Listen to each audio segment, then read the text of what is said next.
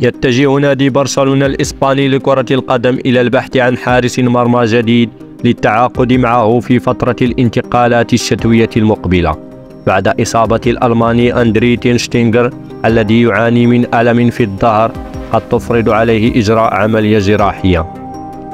وأكدت صحيفة سبور الإسبانية أن البلوغرانا يضع قائمة من 5 حراس مرمى للتعاقد مع واحد منهم في الميركاتو الشتوي المقبل،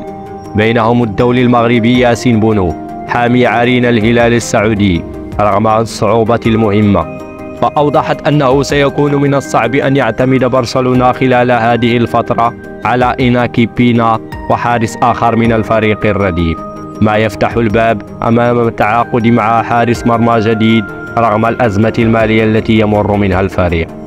وأشارت إلى أن ديفيد ديخيا الحارس السابق لمانشستر يونايتد أحد الأسماء المناسبة لبرشلونة، لا سيما أنه صفقة مجانية، لكن هناك منافسة حاليا من جانب نيوكاسل يونايتد،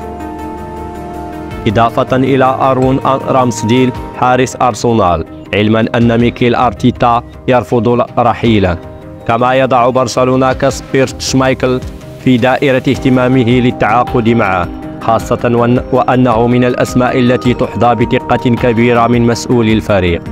إضافة إلى رومان بوركي الحارس السابق لبروسيا دورتموند.